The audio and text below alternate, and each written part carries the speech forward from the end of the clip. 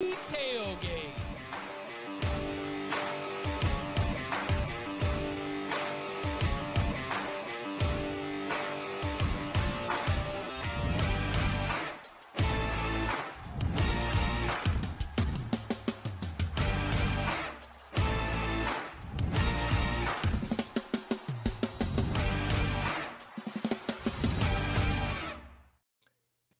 What's going on, y'all? I'm Bud Elliott. That's Cooper Petagna. This is the Cover 3 Podcast, a special recruiting stuff you need to know episode.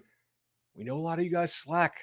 We know you guys may not pay attention to recruiting like you should throughout the year, but signing day is coming soon. Coop, welcome back to the show, man.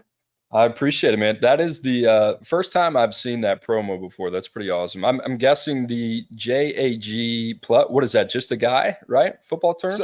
So it's just a guy, but like last year we invented JAG plus to signify like, okay, he's not just like totally replaceable if a guy gets injured, like versus the backup type thing, but he's also not like a difference maker. So like a JAG plus is just, like coach is like, he's not special, but we also don't really want to lose him. That is like the worst thing I think anybody can say, like a coach in an evaluation process.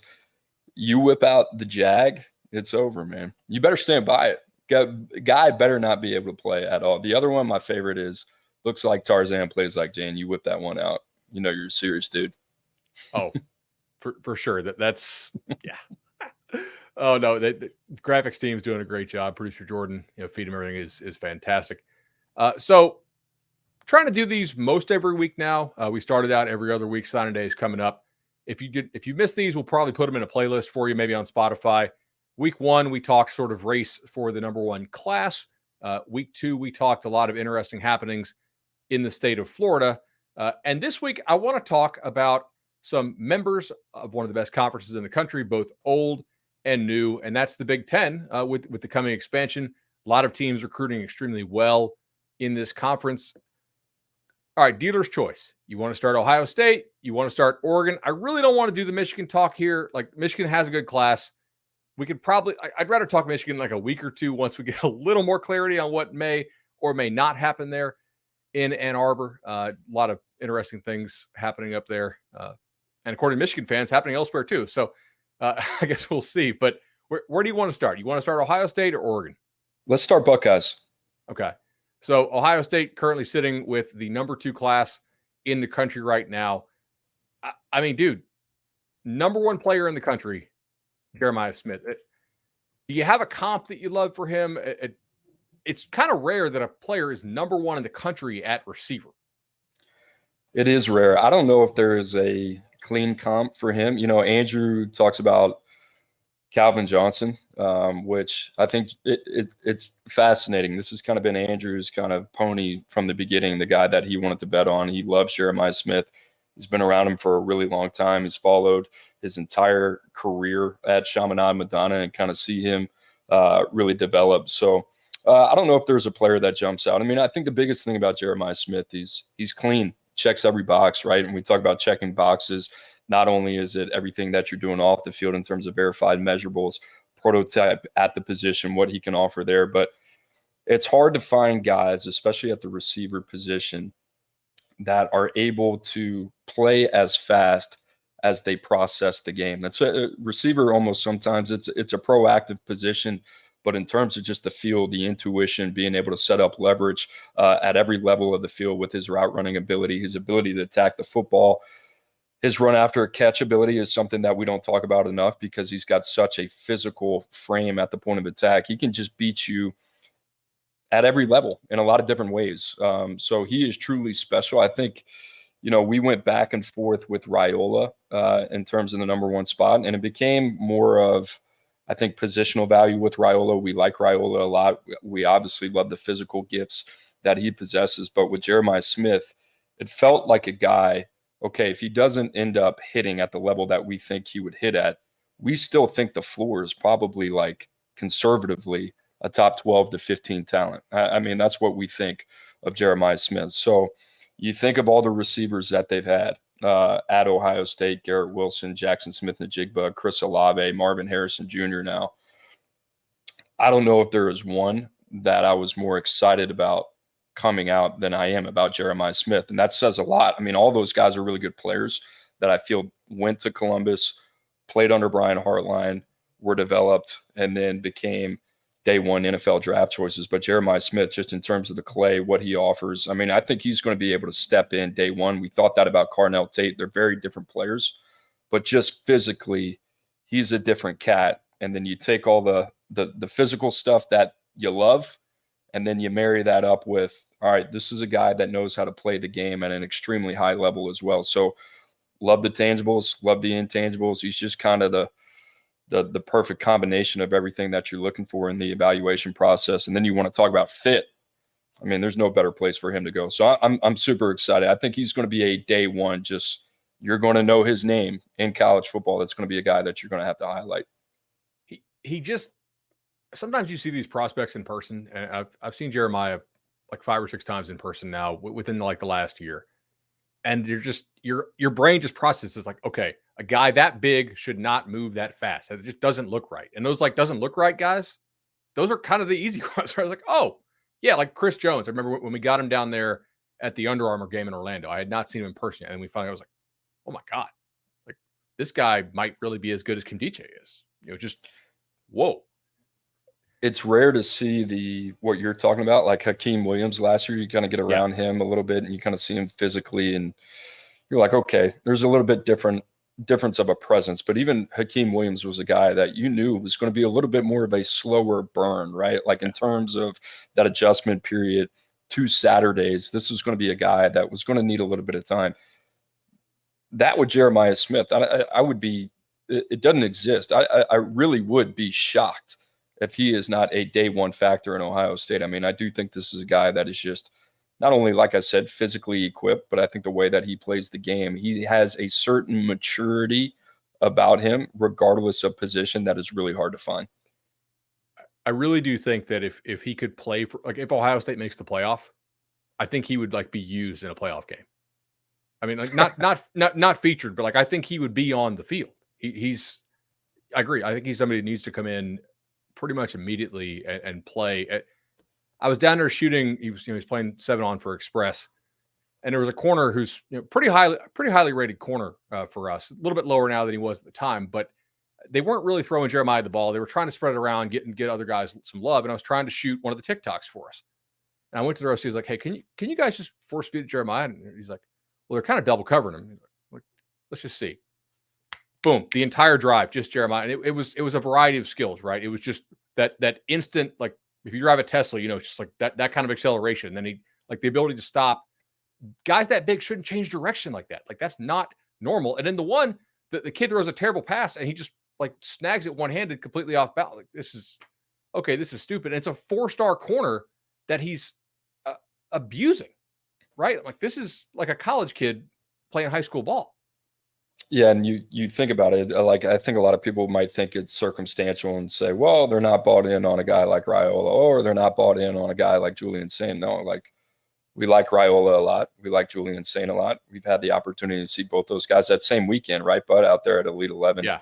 I think this guy's a little bit different in a way that I think a lot of people thought Travis Hunter was different, right, back in 2022. I think there was a little bit of a hesitation there to put Travis Hunter in that spot. And I think there were probably more question marks around Travis Hunter. We didn't have any verified times on Travis Hunter. The only thing that we had was a subjective part of the process where you see him live. And like you said, you just kind of feel him, right? He had dominated every event he had ever been at. You also love the two-way ability. This is more about Jeremiah Smith really taking the decision out of our hands and us feeling very convicted as a group that this is undoubtedly the best player in the country. No doubt about it. And the maturity, as you mentioned as well. But Ohio State's not just receivers, man. Like they're receiver U right now for sure, but they're also really killing it on the defensive line. Justin Scott, Edric Houston, they got some dudes coming in that like they're going to lose JTT, they're going to lose Sawyer. Let's talk a little bit about these impact defensive linemen Ohio State has coming in.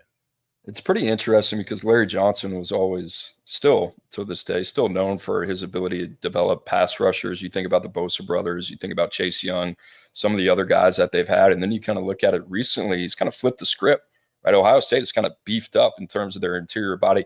Justin Scott, to me, we'll talk about the player here in a second, but Justin Scott, to me, feels like a huge win for Ohio State for a lot of reasons. I felt last year they weren't fully up to speed when it came to NIL. Justin Scott, a lot of opportunities. Notre Dame was in there. They're not known for their NIL aggression, I would say, but Miami was in there, right? And I think was a fixture in that recruitment. Ohio State got this one done. And to me, this is the way of college football. I think he's a beautiful fit in Columbus, but I think out of that footprint, that region, out of the state of Illinois, those are the guys that you need to win. It's almost kind of the same on the West Coast. Like when you have that opportunity, you got to find a way to keep those guys home, right? So I love the Justin Scott addition. He's a young guy. He used to play soccer. He's a two-way player as well. I actually thought that he has more upside on the offensive side of the ball, but it's one of those guys you take, you figure it out. You're not really worried about what side of the ball he's going to play as long as he's suiting up for your team. So he's a little bit different of an athlete. The other guy that has continued to make strides, and I thought was going to be a guy maybe that we moved on from in the top 32. But like I said, another guy played so well, it was kind of hard to boot him out of there. Edric Houston played really good football at Buford. He's grown, quick twitch, explosive, can play him multiple spots on the defensive line. You think about putting those guys together on the interior for Ohio State, kind of makes them different, right? So I like the way Ohio State is kind of building inside out. Then you think about Larry Johnson. I don't think Larry Johnson is ever going to have an issue kind of getting the pick of the litter when it comes to the pass rushers either. So they've done a good job. Been a huge fan of Ohio State. I think Larry Johnson, arguably, if not the best defensive line coach in the country. But they work at it, man. I mean, these aren't recruitments that are layups either, right? But Ohio State, when I was at Michigan, they were the biggest nuisance, especially when it came to defensive linemen. There were a lot of guys that I think we thought we had a good shot at, Tyler Friday being one out of all the names. I bring up Tyler Friday, but Zach Harrison was another one we felt good at Michigan. And Larry Johnson, man, he's just tough to go head-to-head with. Those guys do a good job. And the good thing, you got to give a lot of credit to Ohio State. I think they have adjusted. Like really good programs do this. They kind of look, feel out the rest of the marketplace. They kind of see where they fit in. And then they apply what they have learned over the last 1 or 2 years since the NIL era really started. And I think Ohio State is starting to find their place, sitting there at number 2 or number 3 in the country in terms of the 24/7 sports composite team ranking. So applaud Ryan Day, applaud all those guys in that building. I mean, that leadership knows what they're doing from a recruiting standpoint. I think a lot of people, they're numb to it. They're numb to that Ohio State success. It's hard to go year in and year out and just live in the top 5. So, a lot of people say it recruits itself. It does not. So, a lot of credit to them, man. They're one of my favorite teams in the country to follow just because of the job that they do on the trail. Like I think Ohio State recruits itself to like a bare minimum top 15 level, right? Almost any coach the qualified coach in the country that would actually get hired at Ohio State would keep them in the top 15, maybe top 12. There's no program that recruits itself into the top 5.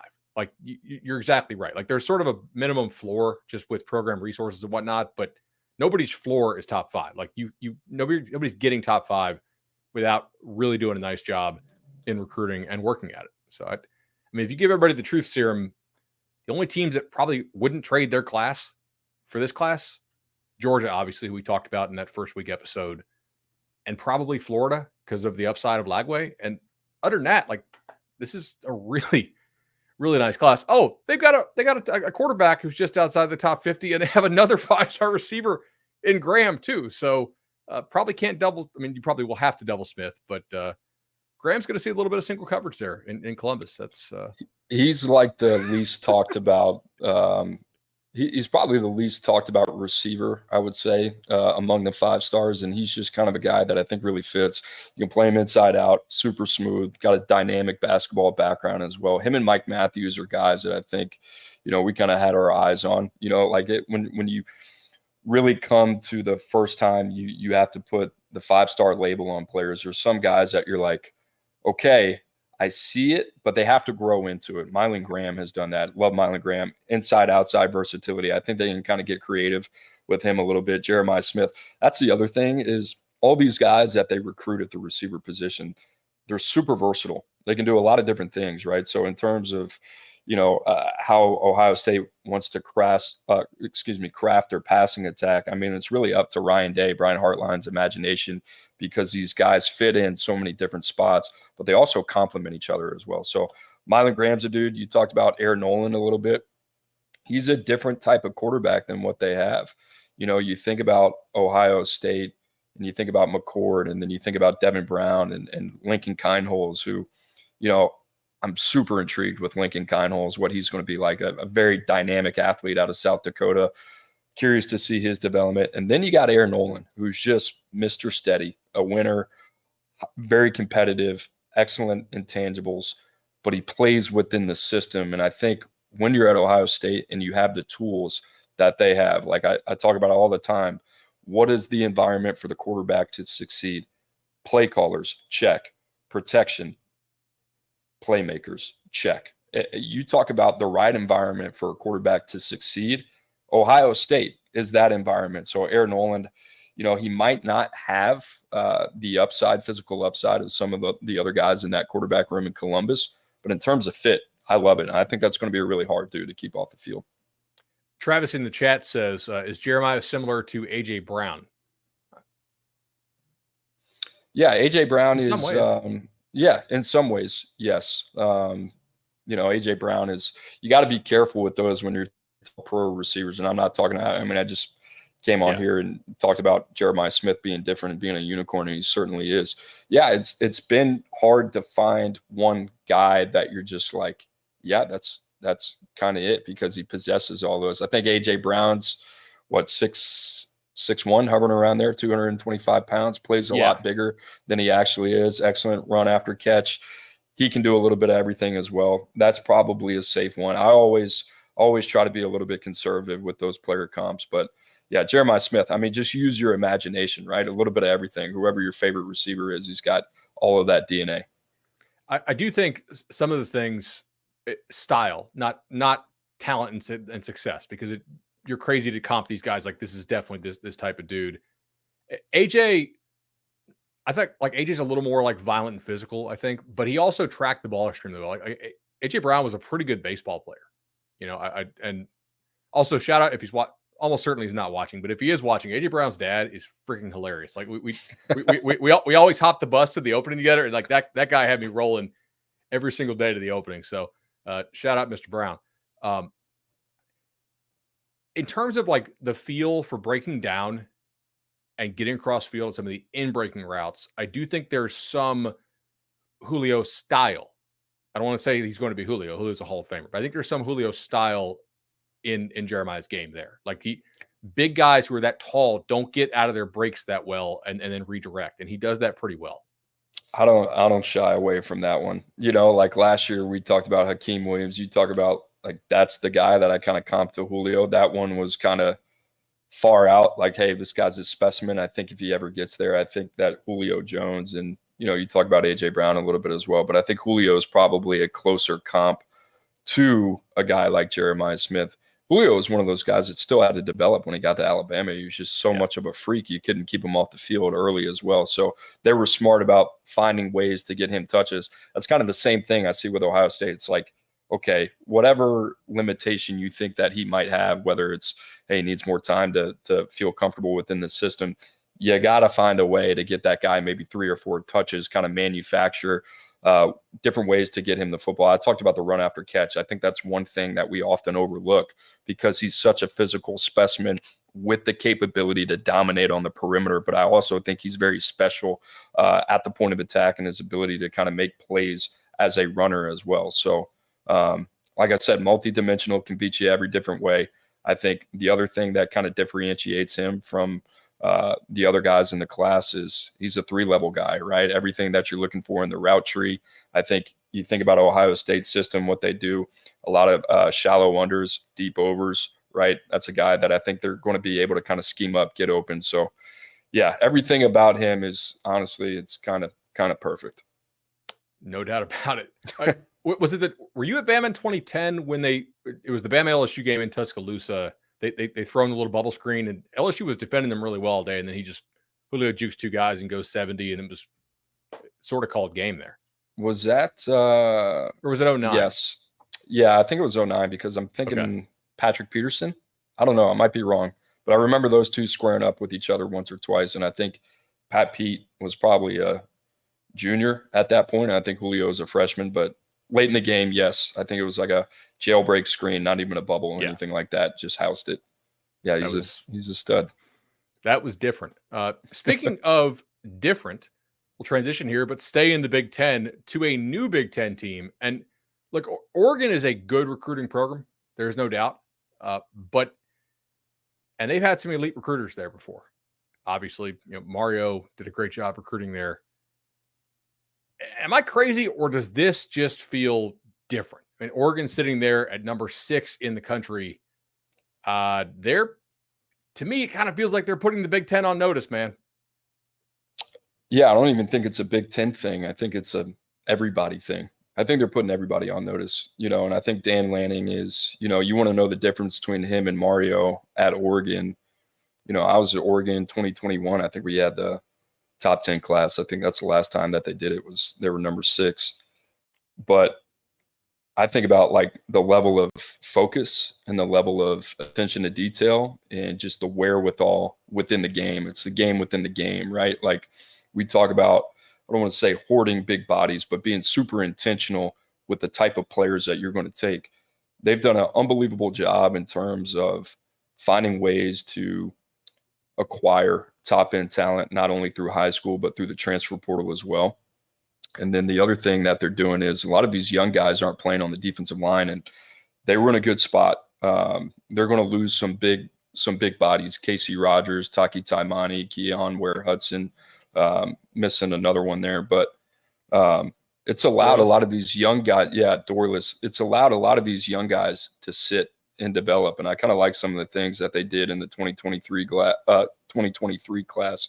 Excuse me. I mean, you talk about like Amari Washington. You talk about some of the other guys that they had: Mateo Uongalale, Blake Purchase, both top 247 guys. Johnny Bowens was a guy super versatile. They get out of Judson in Texas. Terrence Green, 6'5", 265 pounds, just a puppy. It's going to continue to grow. Tatum Tuioti, a guy that's played well, that they get out of the state of Oregon. Ashton Porter out of Texas. They flipped from Northwestern. Amari Washington, I talked about, from Arizona.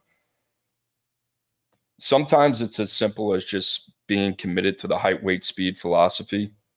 But it's also not just saying blindly we're going to take the guys with traits. These are all good football players with redeeming qualities. They have been married to that approach. What separates teams, in my opinion, the cream of the crop from everybody else, is being able to sustain that intention year over year over year over year. There's a lot of teams that they'll do it for 1 or 2 years, right? And they say, oh, we got a nice offensive line class. Oh, we got a nice defensive line class. You want to know how to separate from the rest of the pack. You do it year in and year out. That's what makes you different. Talk about that depth, right? And I think Oregon and Dan Lanning, that's just how he's built. He came up through Kirby Smart. His intention, his focus is going to be on the front 7, team speed. They've done a good job in the defensive backfield as well. They've been, think about them on offensive line, right? You got Josh Connerly in his second year starting at tackle, and then across from him, a Johnny Cornelius, who they get from Rhode Island. They've just been,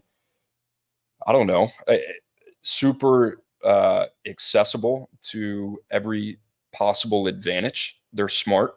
They're efficient.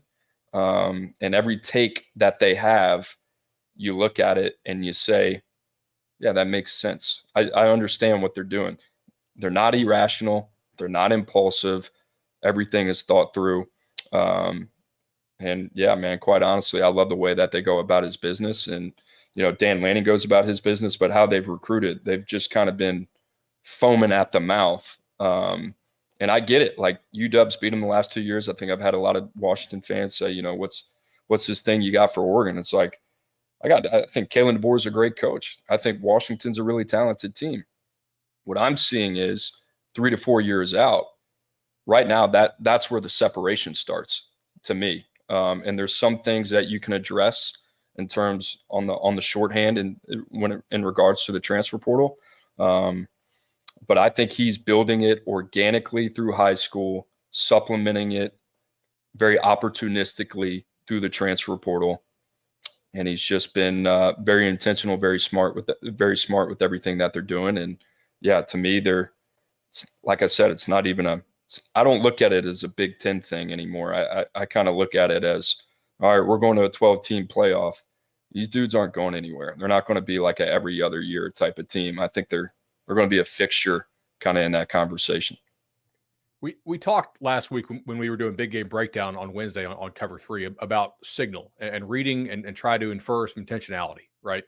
LSU took 4 corners from the portal. The fact that all 4 of those were out, I'm like, look, you don't take 4 corners from the portal. That's a lot of scholarships to use at one position in 1 year in the portal, unless you really think you got problems in terms of availability of those guys to play this year.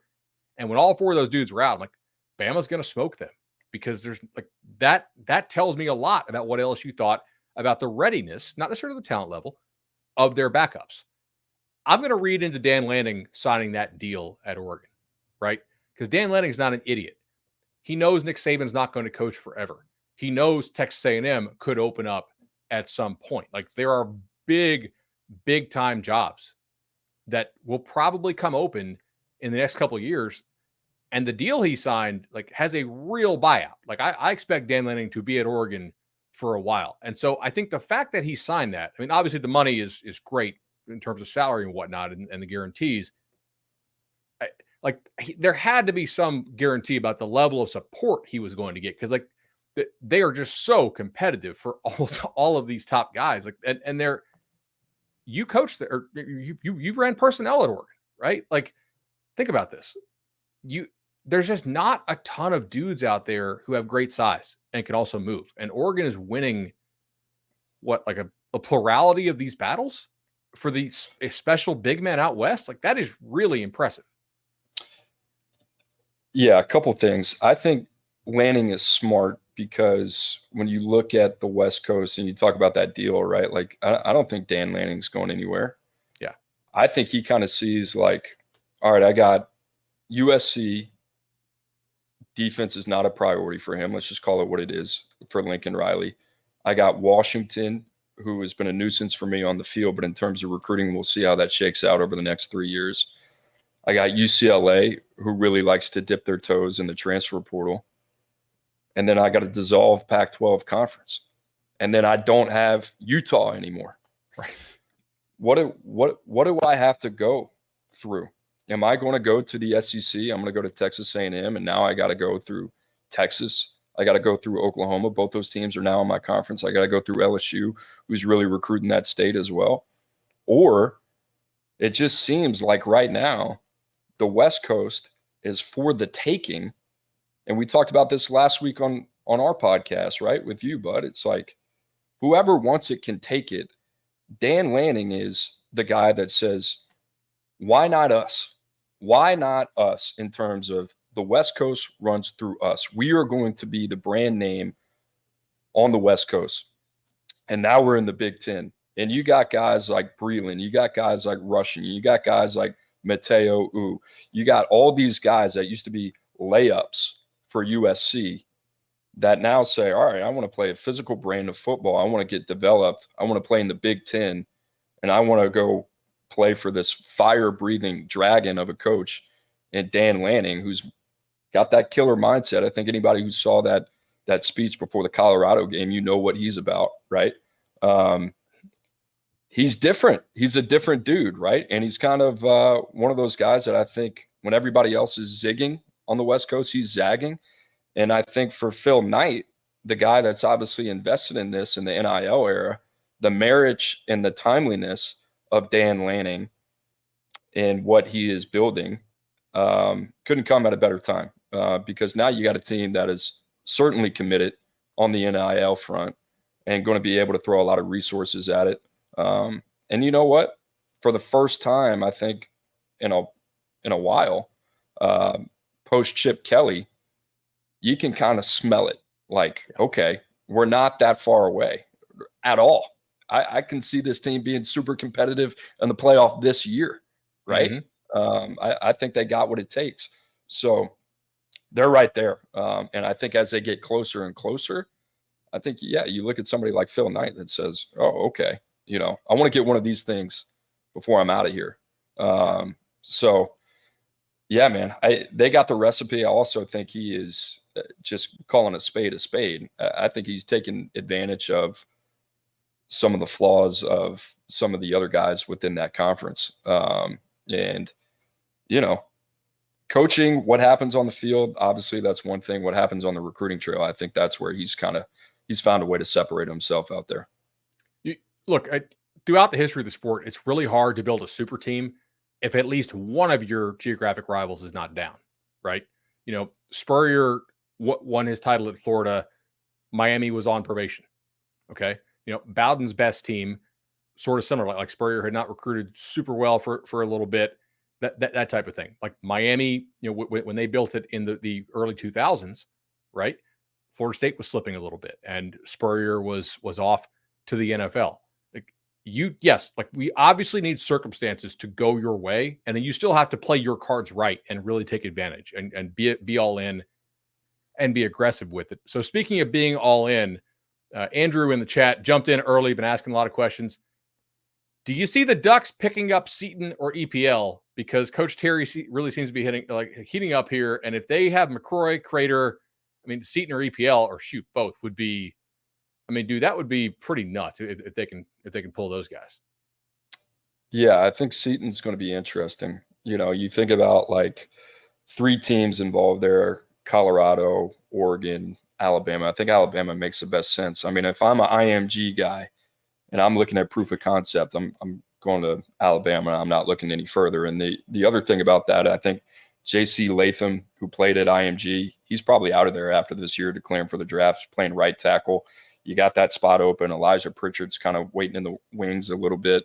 But Seton kind of reminds me a little bit of Tyler Booker coming out. I think a lot of people thought he was going to be a tackle, super long-armed. I thought he kind of struggled on the perimeter a little bit, was kind of made for the phone booth.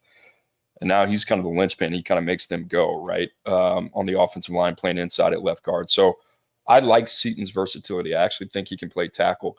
He's in a fascinating spot because we'll see what happens with Cornelius at Oregon. I think he could play early anywhere he goes. I think any of those 3 programs, even Alabama, he could play early. Physically, he's ready. I think Colorado has the biggest need, right? He could step up there and he'd be a game changer for prime time if he would be able to haul that one in. Oregon, we'll see. It's funny. I had this conversation the other day with my cousin, and it's like, let's say money on the table is all equal. What matters, right? And I said this a couple of weeks ago. I think you have to win 2 recruitments nowadays, but I think you have to win the pre-NIL recruitment. I think you got to win the NIL recruitment. And the NIL recruitment is, if the offer doesn't blow you away, then really what it is, it's just your buy-in, right? That's all it is, right? It's your buy-in to say, hey, we want a seat at the table. And if you're looking at these 3 contenders, now who's got the best pitch? And to me, if one of the offers is not significant enough to blow away the other 2, then it comes down to actual traditional recruiting. So I think Alabama will be hard to beat. I know Alabama's probably been on him the longest. I don't know. Something in my gut probably tells me don't discount Oregon, but I think it would come down to those 2. Maybe I'm wrong. I could be wrong. I'm not in that game, but producer Jordan is pushing for Tennessee here, man. He's all balls and is going to mute you for not for not bitching. Yeah, hey, that's fine too. The thing is, bro, like all those dudes are heavy hitters, and what I mean by that, they're all aligned, right? So, and they all got something to sell. They all have something to sell. You got Nico in Tennessee next year after Joe Milton, right? Alabama, you probably got playing time you can offer. Colorado, the same. You can kind of really be the face of that program after Shedeur Sanders leaves. And Travis Hunter will be there as well. But you get my point. He would be the biggest high school victory to date, without a doubt, for Deion Sanders. Then Oregon is just like, hey, man, kind of you fit here. You know what we're trying to build. We're trying to be that team, kind of climb atop the mountaintop out west. I don't know. He's got a lot of options. The other thing for a kid like that I think about, and it's nothing against Jordan Seton, the longer this goes, the more options he's going to have. If I was in his corner, just wait it out, because we're talking about 94, 95% of the top 247 is already committed, and you are the one player inside the top 32 at one of the game's most important position, where you got some of the biggest money players in the game. They're coming after you, and you're the cherry on top. So I'd keep waiting, watch that number sign go up, and kind of see what happens. Totally agree. Like, there's no reason to end this thing right now if you're Jordan Seaton. Play it out, and the offensive tackle is not going to get any less premium as we approach traditional signing day, or if he wants to enroll early, regular signing day. It's so weird we call it regular signing day now, but it's basically just early signing day is the signing day, and then the February is sort of the late period there. We're going to hit a break, and then when we come back, we got a few listener questions. Really appreciate Coop hanging with us. Everybody needs to check out the 24/7 Sports College Ball Recruiting Podcast as well. Awesome job. And if you haven't given them that 5-star review like I asked you to do last time, hop on over there during the break and go do so. Friday, honor those who have served. On a special night at the Naval Academy. With some hoops for the heroes. Don't miss the Veterans Classic on CBS Sports Network. And welcome back to the Cover 3 podcast, Recruiting Stuff You Need to Know edition. All right, so let's take some comments here. Everybody was in the chat pretty early.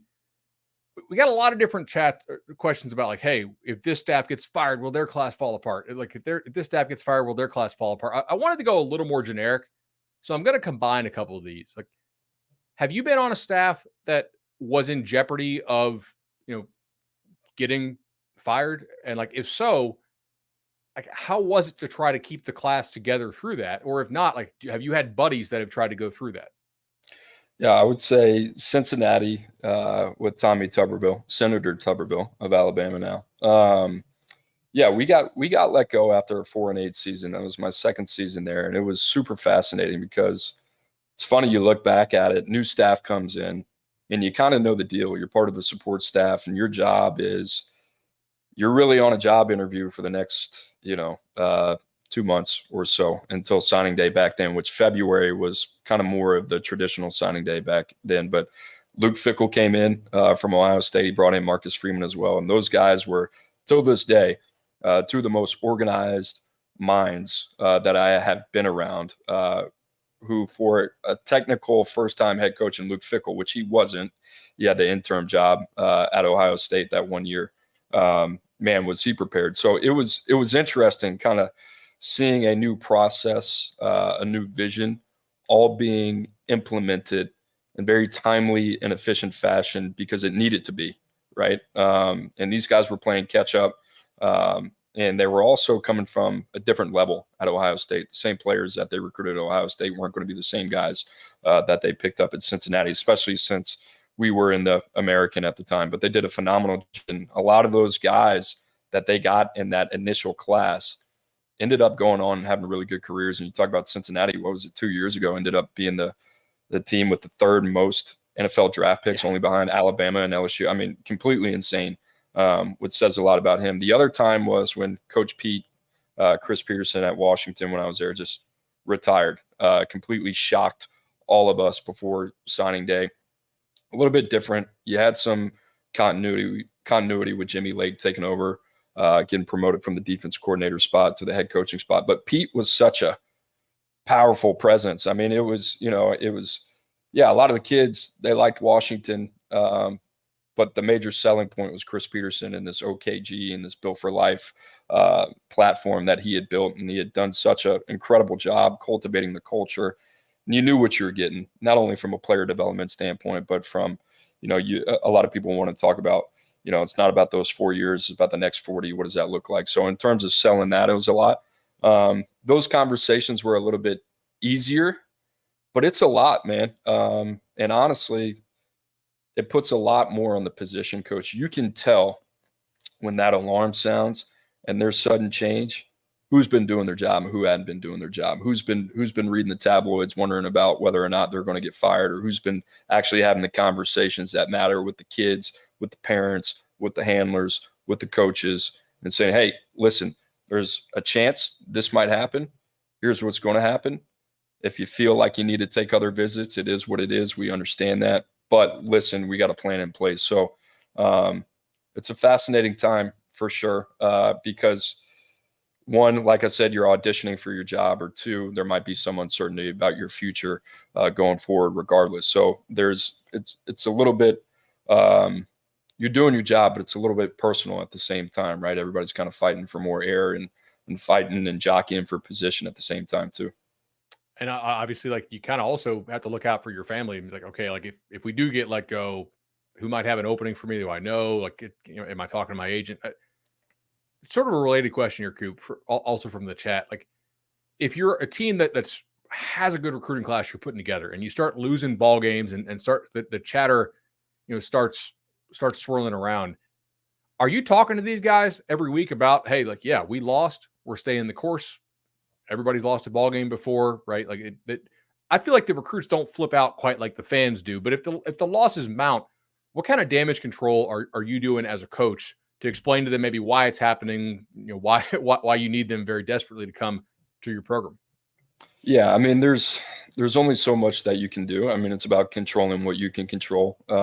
Whether or not the powers that be decide to make a decision to move on, or somebody decides to retire suddenly, or whatever it is. I think it's all about just being extremely self-aware. And I think the other thing is these coaches, and I'm not putting it on like these coaches, a lot of coaches, they don't give these kids and they don't give these parents enough credit in terms of they're in the know. They know the deal, right? Like if you're committed to Texas A&M, or you're committed to Baylor right now, or one of the schools that we talked about, they know the deal. They're watching it, right? But they might be committed. They might have the relationship with a position coach or a coordinator or a head coach that says, you know what, I'm going to see this through.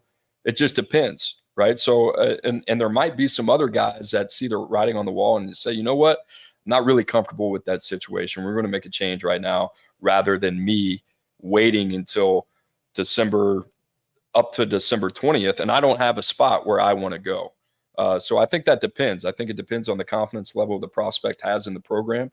I think it depends when a prospect committed. A lot of times players commit and they're not really fully committed. They just, they commit whatever. I mean, we're talking about 16, 17, 18-year-old kids, and they say, yeah, I'll take my spot and we'll kind of see how this goes, right? So, yeah, I think it's about being self-aware, understanding the player, understanding their background, understanding the guys that are going to need to hear from you 2 or 3 times a week, or maybe even every day, right? There's some players, some parents that just need the maintenance. And the other thing is that, like, time spent, value received. Sometimes you might think, like, you know what, man, if I'm going to have to talk to you every day for an hour, you're not worth my time. Go play somewhere else. Honestly, you're not good enough, right? So it's a talent balance, all that type of stuff in terms of how much time you're going to invest in that player and their family, whatever it is. So everybody who's been in football, I would say the majority of people, they've been fired. It gets to the point where it's part of your game. You kind of understand how to start operating under that cloud a little bit. And you do the best that you can. And if you're afforded a new life, you don't take it for granted, and you keep pushing. Coop, really enjoyed it, man. Hopefully I can see you guys next week. Everybody in the chat, make sure you thumbs up the video. Also, make sure you check out the 24/7 Sports Football Recruiting Podcast, man. Had fun. Thank you, brother. Yeah, appreciate it, man. Thank you.